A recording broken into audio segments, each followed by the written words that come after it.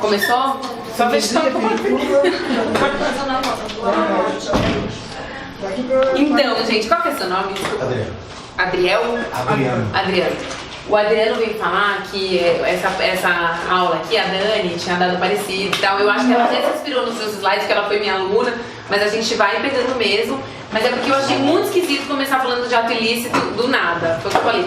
Tem como você falar ele dentro da responsabilidade civil, mas nesse caso ele estava ligado ao boa-fé objetiva ali no item do edital e no item da aula que me passaram. Então por isso que eu fiz essa introdução. Agora a gente vai entrar em ato ilícito mesmo.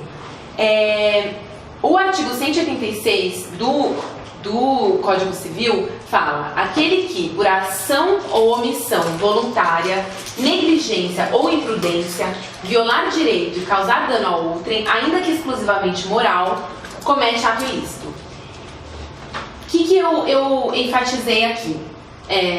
O violar direito, né? Que tá falando? A pessoa que fazendo algo ou deixando de fazer voluntariamente, né? Não pode ser um espasmo do seu corpo, tem que ser algo que eu efetivamente deixei de fazer porque eu não quis fazer. Essa é o que se chama uma omissão voluntária, né? Negligência ou imprudência viola direito e causa dano a outrem. O que é importante notar aqui? Violar direito e causar dano. Antigamente, acho que no Código de 16, falava violar direito ou causar dano. Não, atualmente, em regra, você tem que violar direito e causar dano. Porque se eu indenizo alguém que não sofreu dano, o que eu estou fazendo? Enriquecendo essa pessoa sem uma causa. É o tal do enriquecimento sem causa. Não tem porquê a pessoa ser ressarcida daquilo. Apesar de eu ter violado o direito, né? Sei lá, se eu gritar uma coisa racista sem ninguém do meu lado, eu violei direito, tô tendo aí um ato de ódio, mas ninguém ouviu, então eu não violei, então não posso ser condenada a indenizar, tá? É um exemplo idiota, assim, que eu pensei, mas é isso. Então é violar direito e causar dano, mas é o violar o direito. Ainda que exclusivamente moral, comete ato ilícito. Então o ato ilícito é uma violação de um direito que causa um dano. E essa violação do direito foi causada por alguém que fez algo ou deixou de fazer voluntariamente ou agiu com negligência e imprudência. Fazendo um comentáriozinho aqui, negligência e imprudência, cláusulas gerais, né? O que é imprudência? Depende. Para uma criança é uma coisa, para um adulto é outra, para um idoso é outra. Enfim, estou pulando aqui o artigo 187, que é o que a gente vai falar mais pra frente, que é: não constituem atos ilícitos os praticados em legítima defesa, no exercício regular de um direito reconhecido, a deterioração ou destruição de coisa alheia ou lesão à pessoa, a fim de remover perigo iminente. O que isso faz? Porque não é ato ilícito. Então, apesar de eu violar o direito eventualmente e causar dano, não será um ato ilícito, porque a lei está dizendo que não é, nessas hipóteses aqui, que a gente vai ver um pouquinho mais pra frente específico. Aqui o parágrafo único fala que no caso do inciso 2, essa aqui é a deterioração ou destruição de coisa alheia, coisa de alguém, o ato será legítimo somente quando as circunstâncias o tornarem absolutamente necessário, não excedendo os limites indispensáveis para a remoção do perigo. Então, assim, eu não posso destruir o carro de alguém porque está passando uma formiga, ou eu não posso destruir o carro de alguém, no direito penal, tipo, é coisa de você atirar na cabeça da pessoa sem você poder atirar na perna, né? Você remove, tem que ser meio que na medida do que era necessário para remover. Então, o tradicional do direito é dizer que o ato ilícito é a violação do direito de outra pessoa que causa dano a ela. Uma novidade do Código de 2002 é o tal do abuso do direito. Abuso do direito, gente, é tipo assim, a vedete do Código Civil atual, do direito civil atual.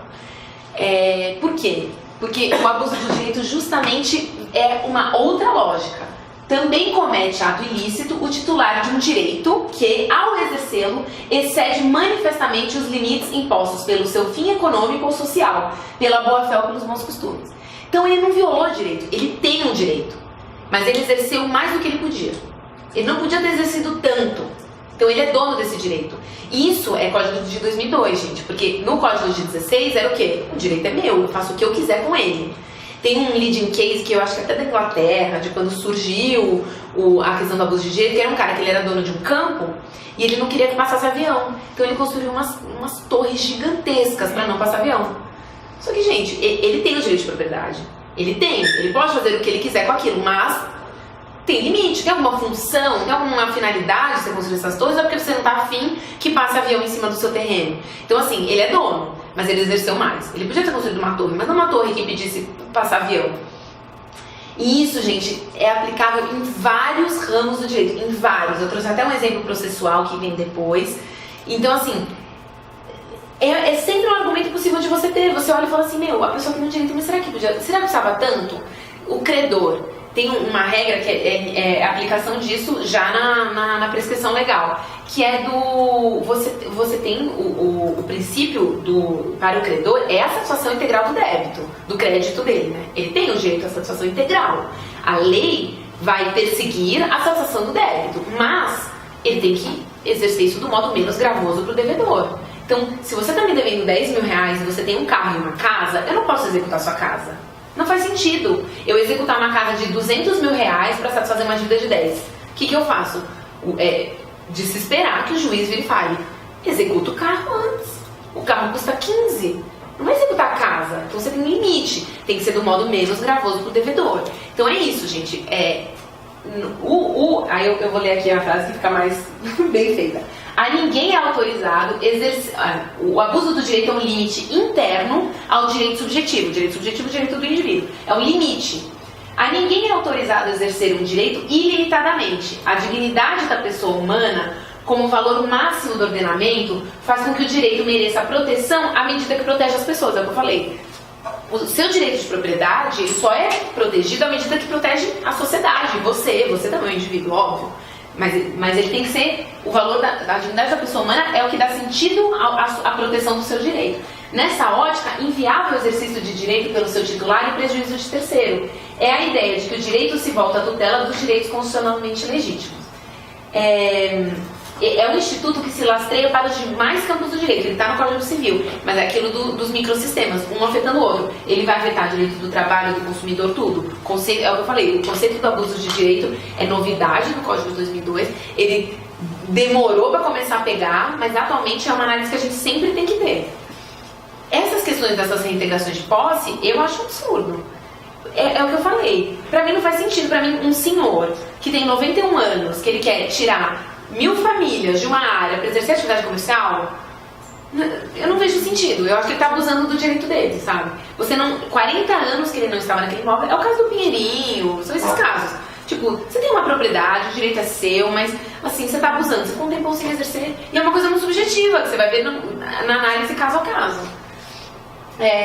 A principal função do abuso de direito é o controle sobre o exercício abusivo das posições jurídicas. Limite ao exercício de direitos. É uma das funções da tríplice função da boa-fé objetiva. Por isso que eu falei da boa-fé objetiva. O abuso de direito é correlato direto da boa-fé objetiva. Quais são as tríplices funções da boa-fé objetiva? Interpretativa, interpretar os institutos jurídicos, você usa a boa-fé para interpretar, você limita, o abuso de direito é uma dessas grandes limitações ao exercício do direito, você limita o exercício do direito com a boa-fé objetiva e você cria deveres. Então eu tenho um dever, que são vários deveres, tem os deveres correlatos da boa-fé e tudo mais, não vamos entrar nisso, mas esse que eu falei do credor é um deles. Você tem o dever de executar um débito do modo menos gravoso para o outro. Ou então, você pode, abuso de direito, por exemplo, concessionária de energia elétrica. Desligar uma casa, a luz, tudo bem, isso aí já a Inês é morta, eles mandam desligar mesmo, tudo bem. Mas, por exemplo, desligar uma casa que tem um home care de respiração de uma criança. Tudo bem, você tem seu débito, mas tem limite, é uma vida. Você não está falando mais de dinheiro, você está falando de vida. Então, você não pode exercer esse seu direito de desligar a luz, que a lei já falou que você tem, de forma ilimitada. Você vai ter que analisar caso a caso. Então, o que é muito novo nessa lógica é isso, é a pessoa ter o direito, mas a lei dizer que ela não vai exercer do jeito que ela quiser. Tem uma discussão aqui, que é sempre bom saber essas discussões jurídicas, que tem uma discussão sobre a topografia desse artigo, porque ele vem logo depois, não sei se vocês lembram, tem o artigo 186 falando o que é ato ilícito, aí vem o 187, que é o abuso de direito, e aí depois vem o 188 falando dos excludentes, o que... Na verdade, são excludentes do dever de utilizar, né? Legítima defesa e tal.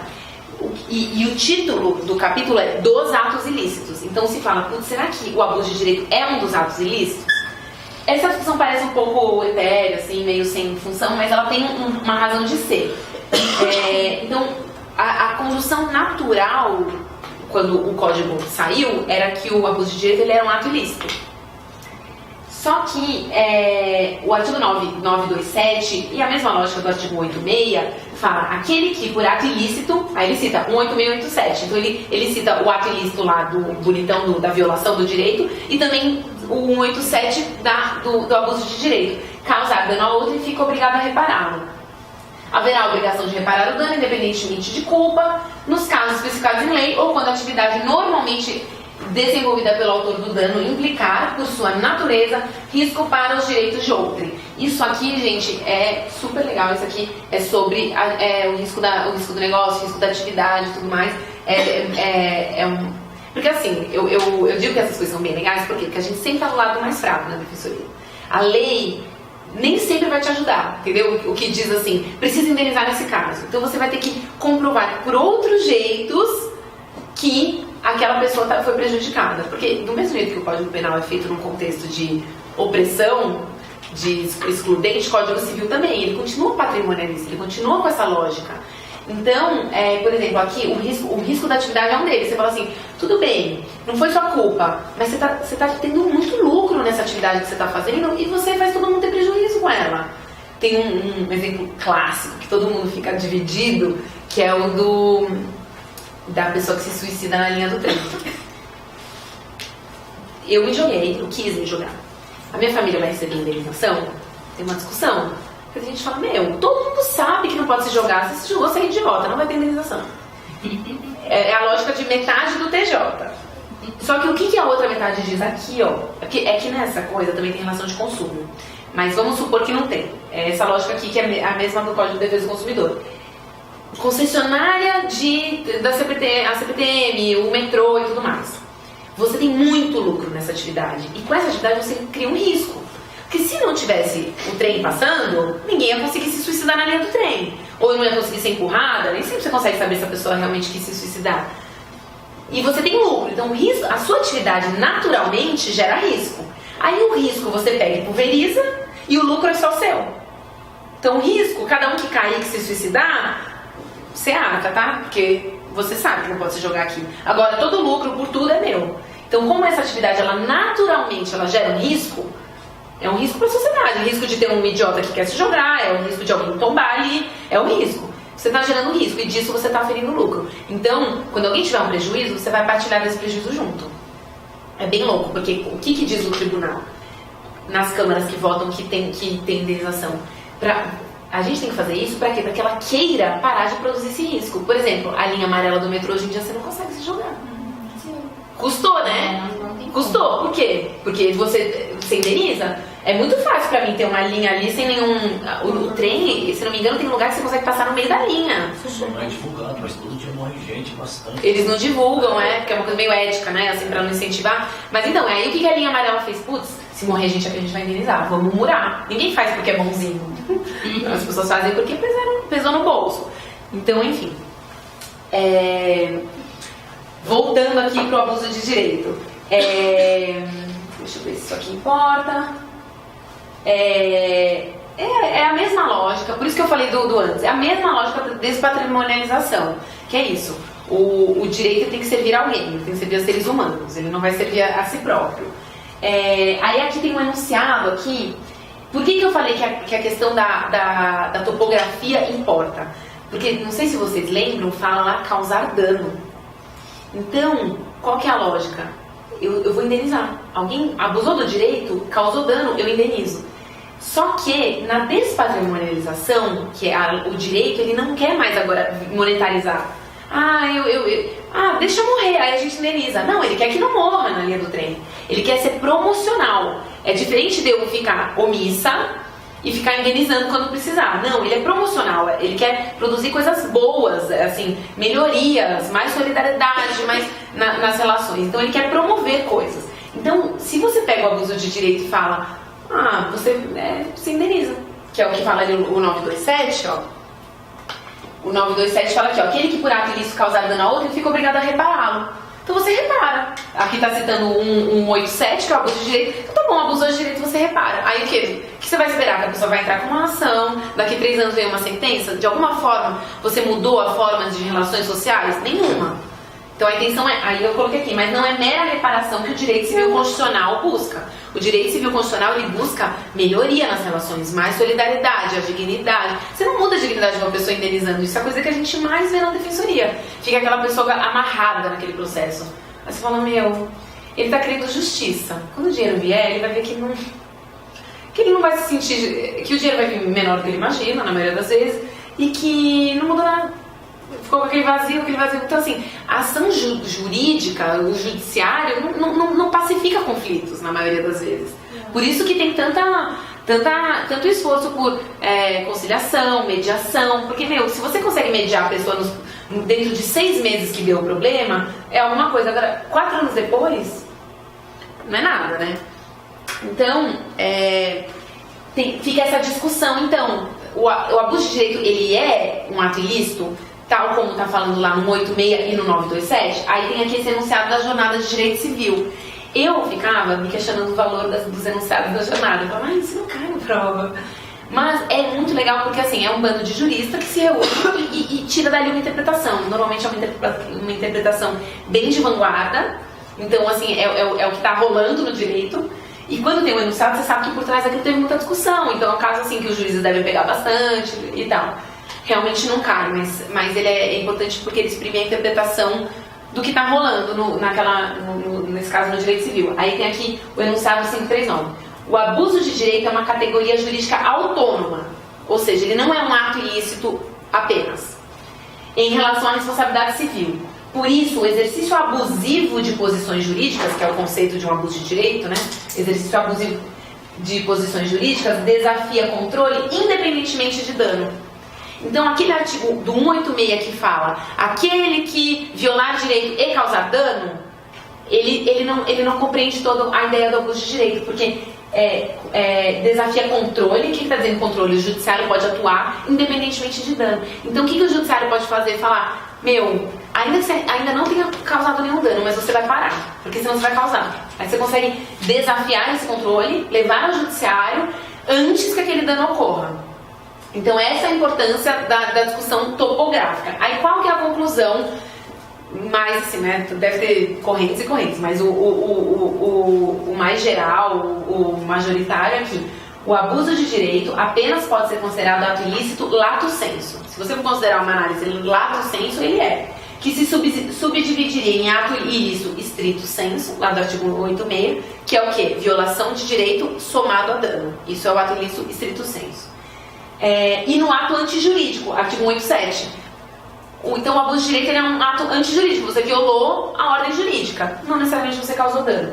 No primeiro é a frontal violação do direito positivo, ao passo que no abuso de direito não, mas sim a violação dos limites axiológicos valorativos. Você violou, em última instância, a Constituição. Naquilo lá você agiu sem solidariedade, por exemplo, nessa aí do exemplo que eu dei do credor, é sem solidariedade, você está violando a dignidade do outro, está colocando o outro na rua por nada, por causa de uma dívida pequena, que você poderia ter de outra maneira. Então, você está violando aqueles valores. Primeiro, os valores norteadores, né, da ética, porque da eticidade, operabilidade e socialidade, o mais correlato, é que eles se interrelacionam, né, mas o mais correlato à boa-fé é a ética, a eticidade.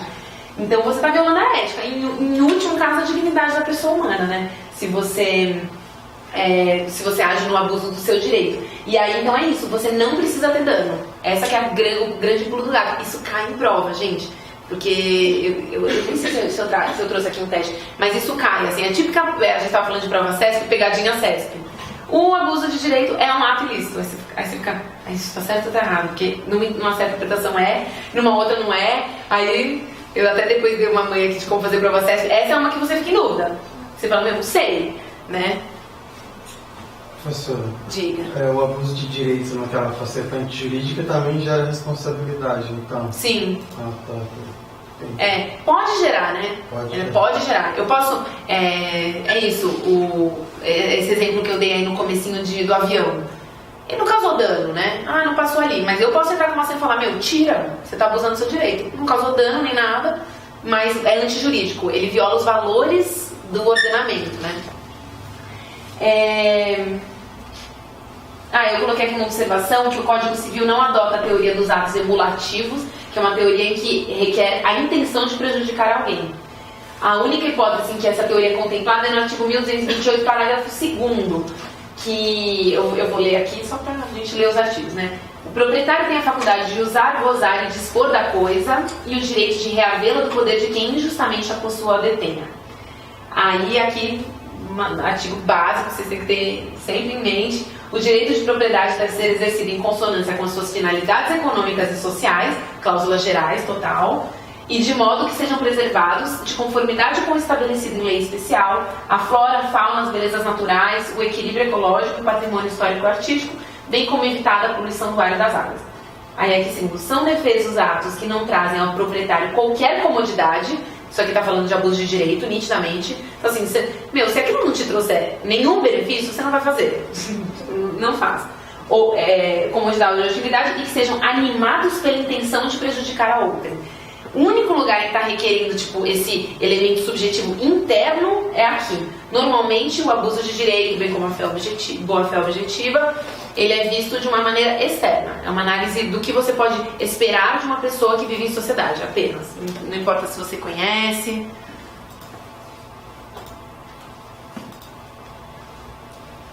Eu trouxe aqui um exemplo, deixa eu lembrar. Um caso aqui que foi aplicado abuso de direito aqui no STJ. O caso aqui, eu não trouxe a data. De 2014. Informativo aqui. Qual que foi o caso? Tem uma grande coisa que a gente sempre se depara e fica meio... que é o tal da autonomia privada das entidades de ensino. Eu estava até com o estagiário aqui, essa coisa de... Eu fiquei com uma DP e repeti o ano. A gente fica, é um absurdo. Costuma-se entender que a autonomia como chama? Autonomia universitária. Autonomia universitária, eles podem ter no estatuto deles que se você for com uma DP em artes, você não vai para o próximo e tudo mais. Costuma-se autorizar. Então, esse é um dos casos em que o judiciário dá um passo para trás e costuma preservar a autonomia das entidades de ensino. Mas aqui, o que eles falaram? Qual era o caso? Eles extinguiram um curso, só que eles não deram a oportunidade da aluna de ter antecedência o bastante para se inscrever em outro. Então eles falaram, você pode extinguir o curso, você não tem obrigação de manter, vou manter um que não teve quórum. Não, você pode, mas você tem que dar uma chance. Aí é sobre abuso de direito aqui em emenda. Recurso especial, encerramento de curso superior de forma abrupta, abuso de direito. Então você pode encerrar, mas não abusa. Possibilidade de extinção de curso superior por instituição de ensino, no exercício de sua autonomia universitária, desde que forneça adequada e prévia informação do encerramento do curso. Necessidade de oferta de alternativas ao aluno, com iguais condições e valores, de forma a minimizar os prejuízos advindos. Reconhecimento pela corte de origem de excesso na forma como se deu o encerramento do curso anterior, caracterizando a ocorrência de abuso de direito, caso concreto em que a pretensão recursal esbarra. Então é isso. Falou que essa coisa aqui de necessidade de oferta, no Código de 16 você vai falar, mas aonde está dizendo que eu tenho que dar oferta? Aonde? Mas no Código de 2002 você está tendo, você encerra, mas você não pode prejudicar as pessoas. A pessoa está com uma expectativa. Eventualmente a pessoa está precisando cursar um curso superior para estar no trabalho. Então assim, pega leve nessa autonomia toda aí. Eu trouxe aqui um exemplo do abuso de direito em questão processual, que é o abuso ao direito de recorrer. Que isso aqui é uma novidadezinha que já está pegando, por mim pegava muito mais, porque eu acho que as pessoas abusam mesmo do direito de recorrer. E na nova sistemática do Código de Processo Civil, vocês já devem estar vendo isso. Quem que está dando aí processo? Paulo e o Felipe. O Felipe, tá? E quem mais? O Paulo. É o advogado no sétimo. Paulo, acho que eu não sei. É porque o sobrenome é difícil. Tá, eu tô em dúvida, acho que eu não sei quem. Enfim, o código, no novo Código de Processo Civil é isso, porque antes a gente falava assim, recorrendo, tá na lei. Aqui eles estão dizendo, não, querido, você não vai fazer tudo que tá na lei, tem limite. A gente está se pegando agora com a entrada em vigor do novo código, dos juízes jogando pra gente uma responsa, porque a gente, que nem essa coisa dos medicamentos, A gente costuma ser assim, vou fazer tudo pelo meu assistido. Eu tenho dever funcional de fazer tudo que possível para ajudar o meu assistido. Mas agora o novo código fala, não, você também tem um dever de contribuir para o processo, para o bem desenrolar do processo, para que o processo chegue ao seu fim. Sabe? Você tem esse dever também, advogado e defensor. Aí você fica assim, mas eu achava que eu tinha o dever de embolar o máximo que eu pudesse para o cara não pagar nunca. Não. Então, assim, o abuso do direito a recorrer é bem inovador e deve pegar muito mais. Agora, os despachos do juiz, gente, tem lá um artigo no Código Civil novo que fala assim que as partes têm o dever de colaborar entre si. Isso aí é uma cláusula geral que, tipo assim, o juiz vem falar, baseado no artigo tal, que as partes têm o dever de cooperar, emende dizendo tal. Ele me mandou eu fazer um saneador. Ele falou assim, fale tudo que você quer, quais são as questões de fato de direito e as provas produzidas nos autos. Ele quis que eu fizesse um resumo. Tipo, muito fácil pra ele. E aí eu fico no dilema, eu tenho que ser, eu não sou imparcial, eu sou parcial. Eu vou o que dizer? A controvérsia é essa. Não, eu quero dizer que a controvérsia é a que eu tô dizendo que é. Só que ele joga pra mim a responsabilidade de dizer qual é a controvérsia dos autos. Aí eu minto. Aí eu tô, que é alterar a verdade dos fatos, enfim, violar a verdade da justiça, má fé. Aí eu fico assim, o que eu faço com isso aqui? Aí eu fico todo supostamente blau. Aí eu fico assim. Aí eu até nomeei a minha petição, cota saneadora, pra ele ver o que ele tá fazendo, sabe? Mas é isso, tá jogando nos advogados uma responsabilidade de bem conduzir o processo. E isso é super inovador, porque a nossa mentalidade eu vou até onde vai. Os advogados que recebem e a gente que tem o dever funcional de fazer tudo pelo assistido. Tem uma agora que eu liguei lá até na assessoria jurídica. Eu falei, e aí, o que a gente faz nessa? Decisão monocrática, se você recorre, tem multa. E tá escrito assim, se for mantida por unanimidade. Não tá nem dizendo se eu abusei. Tá dizendo que se for mantida por unanimidade, será aplicada a multa.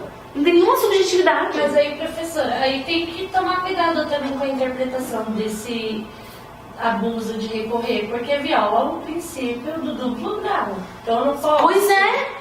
Né? Então, aí essa multa, e a multa, gente, quem paga é a parte. É como se a gente tivesse que presumir já o fim. Eu vou entrar, e viola, mas vai né? ser assim. E se você está presumindo o fim já no início do processo, tá violando trilhões de vezes. Não, eu entrei com... Acho que foi um agravo. Aí veio a decisão monocrática. Eu falei, vou recorrer, jogar pra turma. O meu direito é ser decidido por um acórdão. Aí eu olhei e falei, gente, mas o artigo está dizendo que será aplicada a multa. Não está nem dizendo, porque a má-fé lá do antigo artigo 17 tal, falava tipo, se verificada a má-fé. Nesse não, se mantido integralmente, por unanimidade vai ser aplicada a multa. Aí eu liguei e falei assim, o que eu faço? Porque eu quero uma autorização de vocês, ou para recorrer de tudo, e eventualmente se o assistido for condenado, eu tô com costas, eu tô protegida, ou não, ou eu quero autorização para parar de recorrer. Aí ele falou, eu não sei. Eu, se fosse você, eu via assim, só que eu fiquei, não. Mas é isso. O código tá botando a galera na cara. Serve a quem? O novo CPC tá botando a gente na parede. Aí aqui, isso aqui é precedente do antigo código ainda, gente, porque eu acho que não chegou no STJ coisa do novo código ainda. A previsão na legislação processual também de sanções para o abuso do direito a recorrer. Aqui eu trouxe aqui os artigos, fala, interpuser recurso com intuito manifestamente protelatório. Enfim, são coisas que a própria lei traz, né? Aqui, o juiz ou tribunal de ofício a requerimento condenará o litigante de má-fé. Não, isso aqui é má-fé ainda. Pagar multa não excedente a 1%. Ih, gente, isso aqui é código velho, não leio. Eu atualizei o resto, mas isso aqui tá velho. Aqui, o novo, eu fiz o contraponto aqui. O novo. Os embargos de declaração não possuem... não. Enfim. Falando de embargo de declaração, se você interpõe, um monte de multa. E aí aqui, aplicação larga pelo STJ e pelo STF. Aí eu coloquei aqui. O STJ aplicou multa de 1% sobre o valor da execução e mais 10% de indenização a um perito que tentava receber seus honorários há 17 anos. 17 anos. Recurso. Fala, não, acabou, limites, né? Aí aqui o que a Nancy Andrighi falou. A injustificada resistência oposta pelos recorrentes ao andamento da ação em execução e a sua insistência em lançar a mão dos recursos incidentes processuais manifestamente inadmissíveis caracterizam a litigância. Ela está falando, só de você usar recursos que você tinha, mas assim, é má fé, é litigância de má fé, porque a litigância de má fé ela é mais específica, né? Fala alterar a verdade dos fatos, enfim.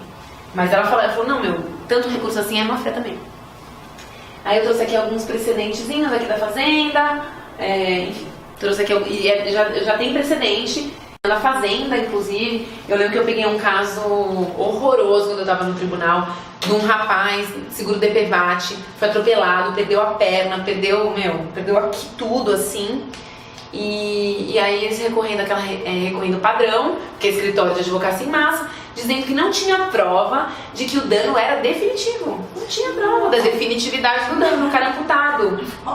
Eu falei, gente, por que não paga, DPVAT, os caras estão recebendo pra isso. Não paga, aí vai. As empresas exigem, elas te dão um valor até tanto que você não precisa recorrer, passou disso, tem que recorrer. Né? Então é massa. Só que é isso, né, gente? Você tá lidando com pessoas, né? Enfim, o cara. Pra chegar no TJ, já deve estar assim, há 4, 5 anos do cara atropelado, sabe? Enfim. Beleza, gente. Agora eu tô trazendo aqui as excludentes do dever de indenizar. É um nome que é mais técnico, mas também chamadas de excludentes de ilicitude ou excludentes de responsabilidade civil, que é quando o ato ilícito ocorre o dano, mas a lei diz que você não vai ter que indenizar. Então não é que não foi ilícito, ele foi ilícito, mas a lei te isenta, naquele caso, de indenizar a pessoa que sofreu o dano. E aí, aqui o artigo 188 a gente já leu, que fala que não constitui legítima defesa ou exercício regular de direito reconhecido, deterioração ou destruição da coisa alheia ou a lesão à pessoa a fim de remover perigo iminente. Tem que decorar, esses artigos assim, eles são bem batidão, assim, tenta ter em cabeça, eu tô repetindo 1000 vezes o que eles constam para vocês lembrarem direito. Aqui a legítima defesa é meio intuitiva, né? O que é a legítima defesa, os conceitos não vão importar muito. Conceito mais, assim, importa mais para a segunda fase, porque vocês vão ter que saber escrever sobre aquilo. Na primeira fase, importa você saber o que é, né? Os artigos é importante, mas assim, saber o conceito que fulano chama, isso não vai importar para a primeira fase, porque vocês vão precisar escrever sobre isso só na segunda. Então assim, sabe, a legítima defesa é um conceito que ele é importado lá do Código Penal, que entende-se a legítima defesa quem moderadamente, usando os meios necessários, repele injusta agressão e tal. Fundamental salientar que a legítima defesa putativa não exclui o dever de indenizar. Aquela que você se engana, né? Ai, achei que ele vinha, ou, por exemplo, sei lá, não tô nem pensando, só fico pensando naqueles exemplos penais, né? Achei que ia atirar um revólver, tirou uma flor, e aí eu matei. Mas enfim, uma legítima defesa que você se engana que você estava no momento de perigo. Você não estava, mas aí você se defende. No direito civil, você continua tendo que indenizar. Segundo a jurisprudência, nestes casos não há que se falar em exclusão da responsabilidade. De qualquer forma, no artigo 930 aqui, fala que... no artigo 930 fala que a pessoa que... O eventual culpado por aquela agressão, ele vai responder, né? Então, se eu me enganei, se eu causei dano a alguém porque eu agi em legítima defesa, excedi ou me enganei, a pessoa que me deixou um engano vai ter que ressarcir. Então, a ação de regresso ela é garantida, né? O artigo 934 fala: aquele que ressarcir o dano causado por outrem pode reaver o que houver pago daquele por quem pagou, salvo se o causador do dano for descendente seu, absoluto ou relativamente incapaz. Então, aquele que ressarcir o dano causado por outrem, então eu tenho um caso típico que gera as maiores injustiças, que é de estrada. Alguém que é fechado. Então eu sou fechada por um carro, aí eu pulo e vou para aquela faixa, aí naquela faixa eu bato em alguém. O cara vai contra mim. E eu falo, não, mas eu estava em legítima defesa. Aí ele vai falar, tudo bem, vai atrás dele. Ah, não, mas eu não anotei a placa. Fazer o quê?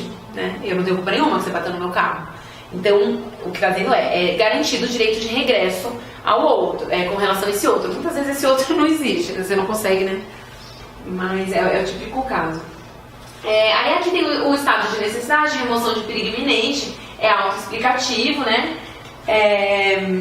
Nossa, tá pequenininho, agora eu tô ficando meio cega. Só tá esquisito isso aqui, ou só pra mim que tô perto? Tá meio embolado, não tá? Bom, eu vou ler aqui, ó. Se a pessoa lesada ou o dono da coisa, no caso inciso 2 é a pessoa que deteriora alguma coisa para remover perigo, né? Não forem, se a pessoa lesada ou o dono da coisa não forem culpados pelo perigo, assistir-lhes a direito à indenização do prejuízo que sofreram. 930. No caso inciso 2 do 188 mesmo, se o perigo ocorrer por culpa de terceiro, contra este terá o autor do dano ação regressiva para haver a importância que tiver ressarcido ao lesado. O que está querendo dizer este caso? Que se eu, num ato de nobreza, vou lá e tipo, danifico a sua bolsa aqui porque estava caindo um tijolo. Você não é culpa do tijolo, eu vou ter que te pagar. E vou ter que ir contra quem te colocou em risco. Então é isso. Se eu causei o próprio perigo e o dano é meu, do tipo, eu coloquei fogo na casa e aí alguém foi me salvar e aí por causa disso derrubou, mas, sei lá, pegou meu carro e nananã, eu mesma causei o dano do meu carro, porque eu coloquei fogo e tudo mais. Então, eu fui responsável. Agora, se eu não fui, se o cara pega, estraga meu carro pra salvar outra pessoa de uma coisa que eu não fiz, o cara que pegou meu carro vai ter que me ressarcir. Tipo, aí qual que é a crítica? Que fala que é uma aberração, porque nesse caso está protegendo mais patrimônio do que pessoas. Se a pessoa sabedora do direito se pega diante disso, ela vai falar, eu não vou ajudar. Ele que se lasque, não é? Ele que se lasque, depois eu vou ter que pagar. Eu tô aqui querendo ajudar, e aí o cara vai vir contra mim, e aí quando ele vai contra mim, eu vou falar, oi, vai de regresso contra quem fez. Então assim, isso aqui é ranço do princípio patrimonial aqui. Numa lógica de solidariedade, se eu fui nobre, vamos aqui dividir, sabe? A sociedade inteira paga por isso aqui junto, sabe? Mas isso aqui é um ranço ainda de proteger mais patrimônio do que pessoas mesmo. Mitigando essa situação, justamente porque gerou algumas aberrações, o STJ tem precedente minorando o valor da indenização. Dizem, tudo bem, eu fui nobre, eu vou ter que pagar para ele, mas eu pago menos, porque eu tive um ato de nobreza. Então assim, quer ver? Vou pegar as aspasinhas aqui. A adoção do restituto integrum, que é o princípio da reparação integral do dano, no âmbito da responsabilidade civil por danos, sejam materiais ou extrapatrimoniais, nos conduz à inafastabilidade do direito da vítima à reparação. Então está dizendo, se ela não for ressarcida, essa vítima vai ficar sem ninguém, vai ficar sem valor nenhum, ela vai ter o prejuízo. Então, o princípio da reparação integral do dano faz com que ela tenha que ser ressarcida, e ela vai ser ressarcida por quem causou esse dano, que foi o tal do herói, né? Ainda que se encontre amparado por excludente de licitude, ainda que seja em legítima defesa, ainda que seja, enfim, nos termos do artigo tal, situação que afetará apenas o valor da indenização fixado pelo critério da proporcionalidade. Então está falando, vai ter que pagar, mas talvez pague menos. O que vocês acham disso? Vocês acham que tem alguma contradição aqui? Tá falando, gente, do restituto íntegro. Então, é integral ou não é?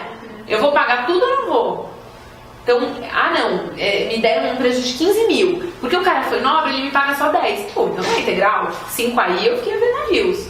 Então, ou é tudo ou é nada. Ou você vai aplicar uma solidariedade, você vai aplicar outros princípios, porque isso aqui não faz o menor sentido. Isso aqui tem uma contradição total nessa decisão. Ela fala, apesar de ser nobre, tem o princípio da restituição integral. Então a gente reduz o valor. Pô, então é integral, né? Enfim.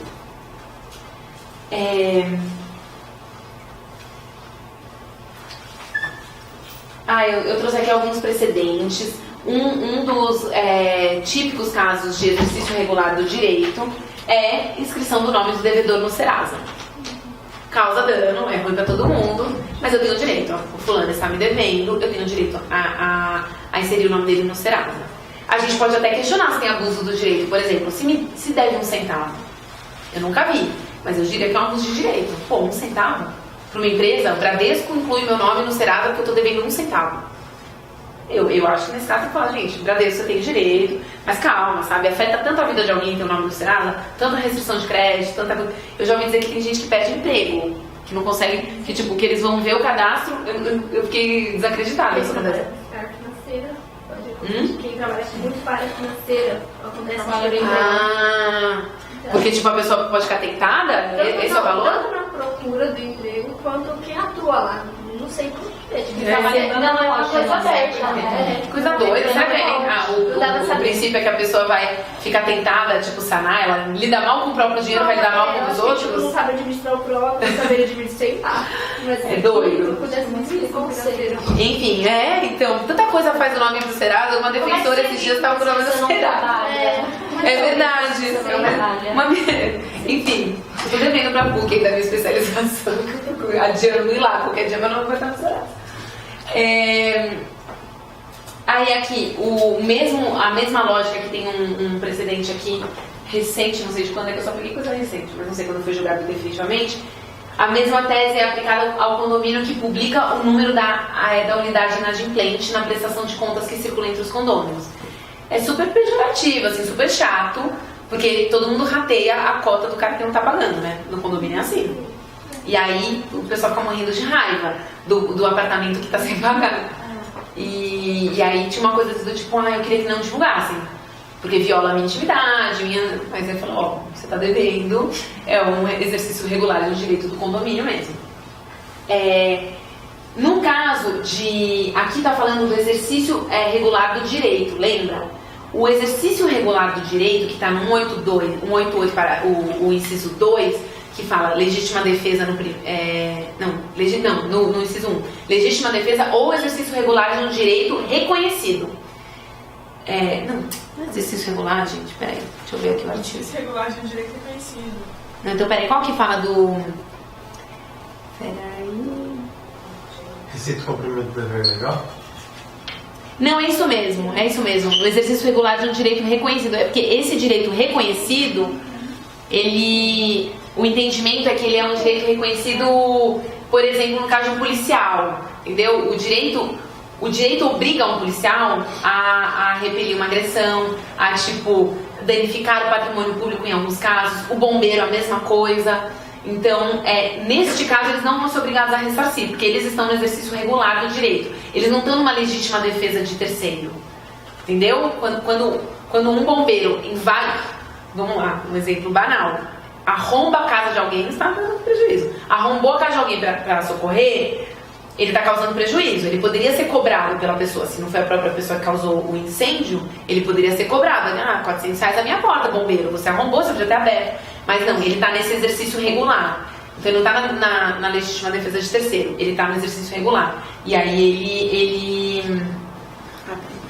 ele é isento. Ele não vai responder. Aqui.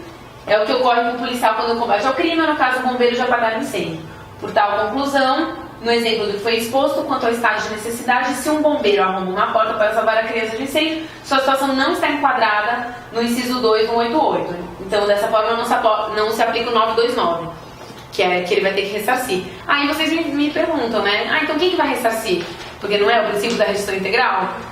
Ninguém. Nesse caso, fica sem responsabilização. Se foi o bombeiro que arrombou, fica sem responsabilização. Então, isso é a mesma lógica, né? Então, não tem lógica nenhuma, né? Essas ainda tem... Quando a gente entrar em responsabilidade civil, gente, vocês vão ver que, assim, não tem lógica. Decide-se, assim, de acordo com o que é. A gente aprende os valores, quando a gente vai ver a prática, a gente fala, mas é assim. Eu coloquei aqui só um entendimento, porque ele era meio recente quando eu fiz aqui a aula, que é o Ministério Público tem um informativo. Tem legitimidade para ajuizar a CP com o objetivo de impedir que as empresas incluam no cadastro de inadimplentes consumidores em débitos que estejam discutindo judicialmente a dívida. É uma legitimidade bizarra, do MP, tipo, defesa da sociedade e defesa de indivíduos. Mas aí foi... Só eu coloquei a propósito do Serasa. Porque quando eu preparei as aulas, eu fui vendo vários informativos. E como é importante, eu fui colando um assunto no outro. Eu trouxe aqui correlato à questão do ato ilícito, do princípio da restituição integral, a cláusula de não indemnizar, que é a cláusula de irresponsabilidade. Esse tema também tá bem em voga, né? Um amigo meu acabou de defender um mestrado sobre isso, inclusive. Que é o quê? Quando eu faço um contrato com alguém, eu coloco que não interessa, eu não indenizarei. Então, assim, eu vou te vender um vaso de porcelana, eu vou fazer o frete da China, E se ele quebrar um curso, eu não tenho culpa. Então é uma cláusula que você exclui o dever de indenizar. Um caso desse, por exemplo, que é do nosso dia a dia, são as pessoas que compram cheque dos outros. Vocês já viram isso? Eu tenho um monte de cheque, eu sou uma lojista, sou tipo a Casas Bahia. Eu vendo uns cheques que eu não consegui executar pra você. E aí você vai atrás, você é advogada, você vai perseguir. Aí vai tentar penhorar e tudo mais. Poucos cheques desses que já não tem fundo, você vai conseguir executar. Porque normalmente o devedor não tem patrimônio, você não acha, tá prescrito. Quantos prescritos? Muitos. E aí eu vendo, só que aí você não vai poder depois vir pra mim e falar, eu não consegui executar esse cheque, porque eu te vendi ele por 1/3 do valor nominal. Era sabido que tinha um risco enorme de que você não ia conseguir ir atrás desse valor. Então você não vai poder ir contra mim e falar, nesse nosso contrato vai ter uma cláusula de não indenizar. Vai ter uma cláusula dizendo que eu não me responsabilizo pelo prejuízo que você está tendo. Se você comprou o cheque de mim e não conseguiu executar nenhum, eu não vou ter essa obrigação de indenizar. É um tipo caso de cláusula de não indenizar. Ela faz sentido de acordo com algumas relações sociais. Essa é uma delas. Entendeu? Porque eu comprei um bolo de cheque, sabia que tinha pouca chance e comprei por minha conta e risco, né? Considerei que eu sou um bom exequente, né? Tem muita gente que compra apartamento em leilão. Comprou apartamento em leilão, você vai ter que ter o trabalho de tirar as pessoas de lá. Eu não sei quem consegue, porque eu não conseguiria. Mas você vai ter que tirar a pessoa de lá. Se não conseguir, o problema é teu, você comprou, sabe? Se tiver dó, não vai conseguir. E aí essa aqui é uma cláusula. Então, além da prescrição legal, é considerada pela doutrina como uma excludente dessa responsabilidade também, essa excludente do dever de indenizar. A cláusula de não indenizar constitui a previsão contratual pela qual a parte exclui totalmente a sua responsabilidade. Vocês devem imaginar que essa cláusula ela tem aplicação muito restrita. Por quê? Porque ela é uma slide 1. Então, eu estava falando que essa cláusula ela vai ter uma aplicabilidade muito restrita, porque mal usada ela vai gerar falta de equidade entre as partes. Por exemplo, relação de consumo, dá pra ter? Óbvio que não. Eu vou dizer, no contrato de telefonia, bom, se você tiver qualquer problema, acabou. Contrato de adesão, enfim, né? Ela tem que ser usada, ela tem que servir à sociedade, é isso, né? Então, a aplicação muito restrita. Primeiro, a cláusula de não indenizar somente vale para casos de responsabilidade contratual, obviamente, né? Porque ela tem que ser fixada entre as partes. A cláusula também não incide nos casos em que houver conduta dolosa do agente ou na presença de atos criminosos da parte, igualmente pela motivação de ordem pública. Então eu não posso dizer assim, eu vou te sacanear e ainda assim você não vai ter direito à indenização. Por quê? Porque aí é o quê? O próprio direito dizendo, fulano, você pode sacanear, faz o que você quiser, pode cometer crimes, pode abusar do direito e tudo mais. Então, justamente na ótica do abuso de direito, a sociedade como um todo, através do ordenamento jurídico, quer coibir essa atitude. Então, por ordem pública, você não pode autorizar aí ações dolosas. Também fica em xeque a sua estipulação para a limitação e exclusão de danos morais. Por quê? Então, dizer que eu não vou pagar dano moral, por quê? Porque envolve lesões a direitos de personalidade. Direito moral é direito de personalidade, tidos como irrenunciáveis, em regra, pela lei, artigo 11 do Código Civil. Artigo 11 diz que, com exceção dos casos previstos em lei, os direitos da personalidade são intransmissíveis e irrenunciáveis, não podendo seu exercício sofrer limitação voluntária. O que está dizendo? Que nem eu posso abrir mão do meu direito da personalidade. Tem aquela clássica discussão, não sei se vocês tiveram aqui, do anão, lá da Renascença de Anão. É isso, está dizendo, anões, vocês não vão poder abrir mão da dignidade de vocês. Dignidade é irrenunciável, você não renuncia. Dano moral é a mesma coisa, que a gente já acha que dano moral é qualquer porcaria, dano moral é menos que dano material. Mas dano moral é considerado um direito de personalidade, a sua moral, ou seu moral, né? Acho que ele é masculino. Então você não pode abrir mão. Então tem essa discussão sobre a cláusula de não indenizar não poder ser relacionada a dano moral. A cláusula de responsabilidade é nula quando inserido em contrato de consumo, obviamente. Também contrato de transporte, tem uma súmula que fala em contrato de transporte é inoperante a cláusula de não indenizar. Eu acho que é porque talvez virasse meio rouba-rouba, assim, entendeu? Tipo, coloquei ali no porto, acabou minha responsabilidade. Eu tô na estrada e acabou, né? Alguém tem que ser responsabilizado por isso. A cláusula de não indenizar não tem validade e eficácia nos contratos de guarda em geral, em que a segurança é buscada pelo contratante. Por quê? Porque constitui a própria causa contratual. O que significa? Contrato de segurança, eu não posso dizer que eu não vou te indenizar se eu não fizer segurança para você. Por quê?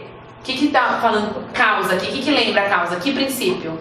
A funcionalização. O contrato de segurança tem uma função, a função é proteger. Se ele está se eximindo do direito de proteger, ele não está cumprindo a sua função. Então, esse instituto jurídico é um nada, não serve à sociedade de forma nenhuma. Isso aqui é um dos casos de aquelas cláusulas de estacionamento, sabe? Não nos responsabilizamos por nenhum bem deixado no interior do veículo. Bom, então eu paro na rua, né? Se eu vou parar aqui dentro e vocês não vão se responsabilizar, eu vou parar em qualquer outro lugar. Aqui tem uma súmula. A empresa responde perante o cliente pela reparação de dano ou furto de veículo ocorridos em seu estacionamento. Então tem estacionamento, tem uma discussãozinha sobre aqueles estacionamentos não pagos, né? Mas se tem algum benefício correlato, tipo do shopping, o shopping não quis que eu pagasse, mas o shopping tem lucro de eu estar ali dentro. Aí paga também. Isso aí a gente vai ver bastante na aula de responsabilidade civil. Tá, aí agora a gente estava falando sobre excludentes do dever de indenizar. Tem ato ilícito, tem dano, mas ela não vai indenizar. Por quê? Por alguma estipulação legal, legítima defesa e tudo mais. Aqui agora a gente vai falar dos excludentes de nexo de causalidade, que é assim, os 3 elementos da responsabilidade civil é a conduta, o dano e o nexo de causalidade. No que a gente está falando dos atos ilícitos, tem os 3, mas aí você exclui, no terceiro momento, você caracterizou aquela responsabilização, num 4º momento, né, você passou pelos 3 elementos, no 4º você fala, tudo bem, aconteceu tudo isso, mas você não vai indenizar. Aqui não, aqui você está quebrando o nexo. Então, você acaba com a correlação entre o dano e a conduta. São, portanto, excludentes do nexo de causalidade. 1. Culpa e fato exclusivo da vítima. Então, a pessoa não causou. Se é culpa sua, não é culpa minha. É exclusiva, né, da vítima, não é concorrente. Culpa o fato exclusivo de terceiro. Entre nós, rolou alguma coisa aqui, foi o terceiro, não é minha. Caso fortuito e força maior, que é a natureza, essa divisão entre caso fortuito e força maior, eu acho que é irrelevante para a primeira fase de concurso.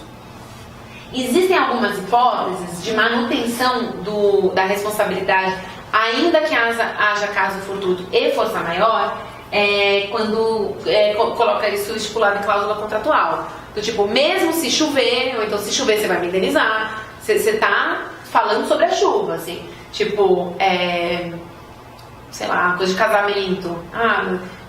Não, eu cancelei porque choveu. Se estiver no contrato que ainda que chova e você...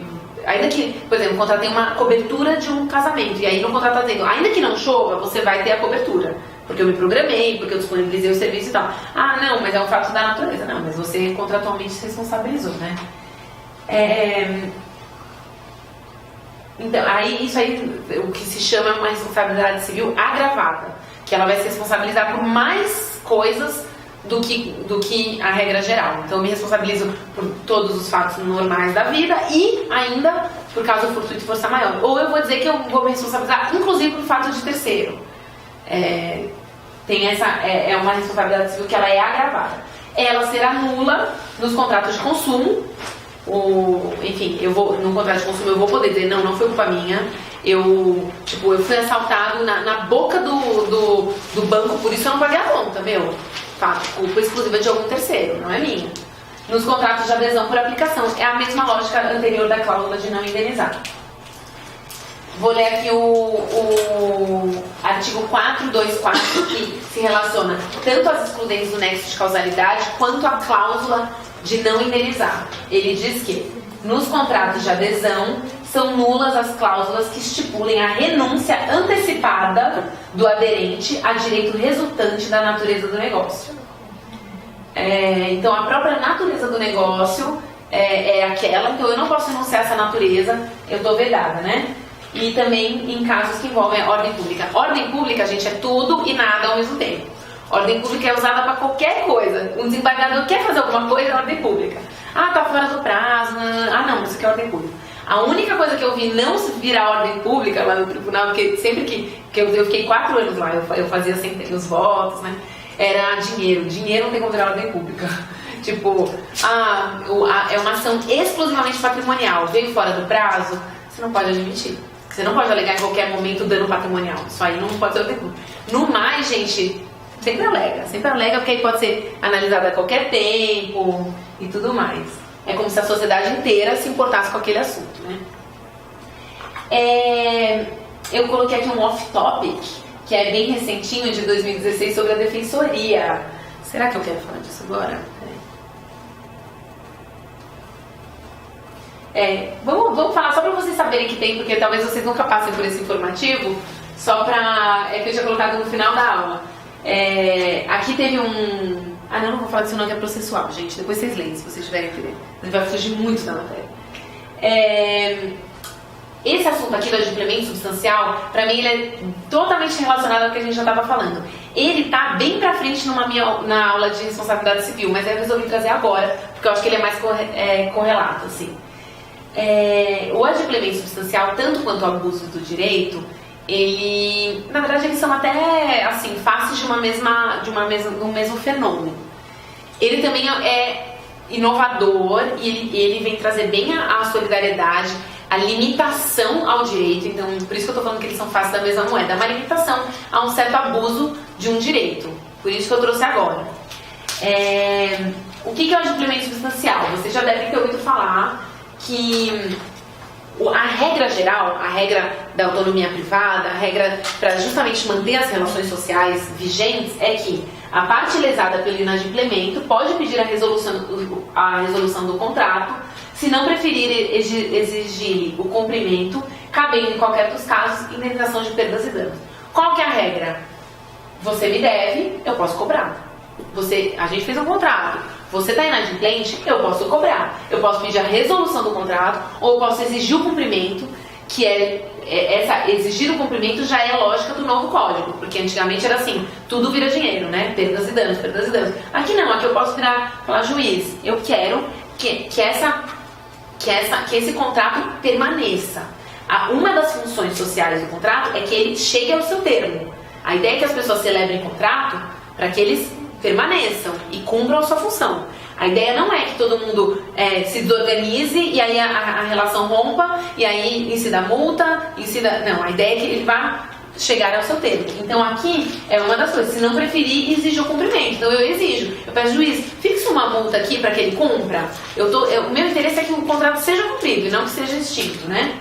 Cabendo em qualquer dos casos, indenização por perdas e danos. Então, se ainda assim eu tiver perdas e danos, eu posso pedir. Essa é a regra geral.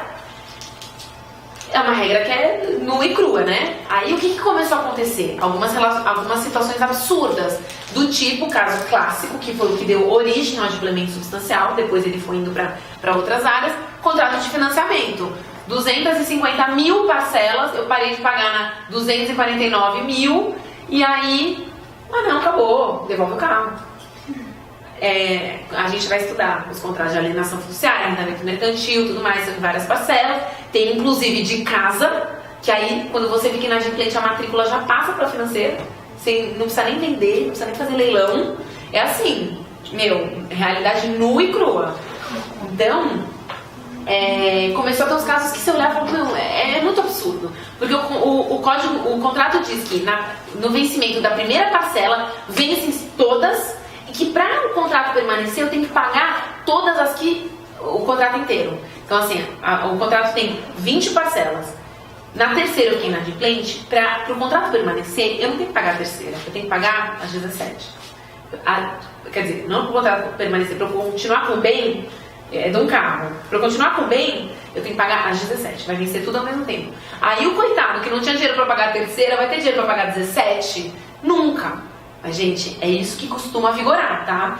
Isso aqui que eu tô falando é exceção, isso não é regra, o que a gente vai falar agora. Começou a rolar essas situações muito absurdas, do tipo, tá prejudicando demais o credor, o devedor, isso aí é injusto e tudo mais. E aí veio a teoria do adimplemento substancial, começou a ser aplicada pelos tribunais, que é um adimplemento que é tão próximo do resultado final que, tendo-se em vista a conduta das partes, exclui-se o direito de resolução. Você não pode mais rescindir o contrato, permitindo tão somente o pedido de indenização. Então, eu paguei tanto, eu paguei 8 de 10, que se eu rescindir, você não vai ir na minha casa e buscar o carro. Porque a gente tem que lembrar que, além de buscar o carro, o cara ainda te cobra as 2 outras. Tipo, você vai buscar, você vai cobrar as 2 parcelas. Você cobra, faz o que você quiser, pede o bastante jude, vai até a conta da pessoa, mas você não vai acabar com o contrato. Essa é a origem do direito inglês, que em inglês se chama substantial performance. É o nome em inglês, às vezes vem com outros nomes, tipo consumidor bystander, essas coisas. Então, nos casos em que o contrato é quase todo cumprido, a mora é insignificante, não cabe a sua extinção, mas apenas os outros efeitos jurídicos, né? Evita-se o enriquecimento ilícito por parte do credor, porque você pagou 70%, o cara ainda vai levar o bem e você ainda vai ficar com a dívida. E ele pode perseguir perdas e danos, né? Porque senão você estaria dando um enriquecimento sem causa pro outro, né? Eu deixei de pagar as últimas 3 parcelas e levei, né? Em alguns diplomas de direito civil aí pelo mundo, ela está prevista expressamente. No direito civil brasileiro, não. Por isso que é importante vocês saberem aonde que ele está embasado, que é justamente na boa-fé objetiva, na função social do contrato, porque a função social do contrato é que ele ocorra, que as pessoas consigam a finalidade que elas queriam e não extinguir. Então o contrato ele tem que incentivar o seu cumprimento e não incentivar a sua resolução, porque senão o banco fica quase que torcendo para você parar de pagar, né? Então, é importante que vocês saibam embasar da onde dos princípios do Código Civil e da Constituição que vem o adimplemento substancial. Especialmente boa-fé objetiva e função social do contrato, busca de preservação da autonomia privada e da preservação do negócio jurídico. Há quem aponte o parágrafo 1º do 395 como autorizador da aplicação da autonomia do adimplemento substancial. O 395 fala: responde o devedor pelos prejuízos a que sua mora der causa, mais juros, atualização dos valores monetários segundo índices oficiais regularmente estabelecidos e honorários do advogado. Beleza. Se a prestação devido à mora se tornar inútil ao credor, este poderá enjeitá-la e exigir a satisfação de perdas e danos. O que está dizendo? Se a prestação se tornar inútil. Se tornar inútil. Talvez ela não se torne. Se por causa da mora ela se tornar inútil. Existem casos, gente, que eu cumpri 90%, mas o fato de eu ter cumprido só 90% e não 100% faz com que não seja útil pra mim. O único exemplo que eu pensei que bem idiota, assim, tipo, eu compro um bolo decorado no casamento. O cara me dá ele 90% confeitado. Eu não vou expor um bolo 90% confeitado, eu preciso dele inteiro, sabe? Ou então, tipo, uma casa, enfim, o combinado era que eu ia me mudar pra casa quando ela estivesse pronta. Se ela não tiver água, não, mas ela só falta água. Sem água não dá. Sem piso dá, sem água não. Então você tem que ver se realmente a prestação continua útil ao credor, né? Porque não dá. É 10h30 ou 10h40? Vamos só terminar o adimplemento substancial, então. Não já acaba a hora. Vamos, então, só terminando. Aqui enunciado a jornada do direito civil, que o adimplemento substancial decorre dos princípios gerais contratuais, de modo a fazer preponderar a função social do contrato, boa-fé objetiva, tudo que a gente já tinha falado. Falei aqui das aplicações. As aplicações primeiro foram em alienação fiduciária, arrendamento mercantil. Antes se exigia tipo 89% do cumprimento. Tá ficando um pouco mais flexível. Eles estão assim, 70% já tá rolando. Houve adimplemento. Aqui trouxe uns casos recentes. Enfim, tudo isso aqui é precedente. Eu trouxe aqui um que tem duas aplicações aqui. A companhia seguradora não pode dar extinto o contrato de seguro por falta de pagamento da última prestação do prêmio por 3 razões. O que era o caso aqui? A pessoa teve o carro roubado, alguma coisa assim, quando estava em mora por tipo 5 dias da última prestação. E aí falou, você não pode dizer que você não vai pagar o prêmio. Por quê? Sempre recebeu as prestações com atraso. Então quando roubaram o carro, não vem dizer que, não, mas estava em atraso, porque você sempre recebeu em atraso. O que é isso? Vedação do comportamento contraditório. Essa prática, que é figura parcelada da boa-fé. Você sempre aceitar atrasado, alterou essa relação entre vocês. Você não pode negar. Não pode querer agora cobrar o que está escrito. B. A seguradora cumpriu substancialmente a sua obrigação, não sendo a sua falta suficiente para extinguir o contrato, assegurado. A resolução do contrato deve ser requerida em juízo e tal. Isso aqui é bem inovador, gente. Por quê? Porque isso aqui é adimplemento substancial de contrato continuado. Tem uma tese institucional de um defensor, que é o Aloysio. Eu acho que eu trago aqui. Não sei se eu trago. Deixa eu ver. Sei lá, acho que eu não trouxe. Que é justamente, que é adimplemento substancial em contrato de saúde. Por quê? Porque adimplemento substancial, normalmente você tem uma ótica de porcentagem.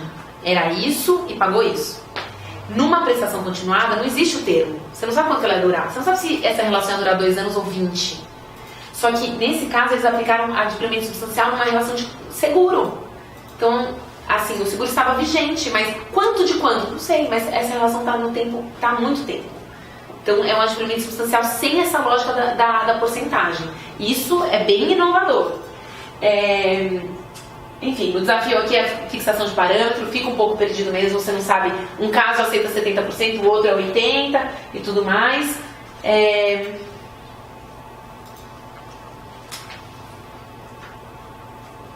Não vai caber, isso aqui eu já vi em prova, não cabe adimplemento substancial quando mesmo insignificante o descumprimento total é o interesse do credor. Ele precisava de tudo cumprido, lembrem disso. Aí aqui falando de CDC,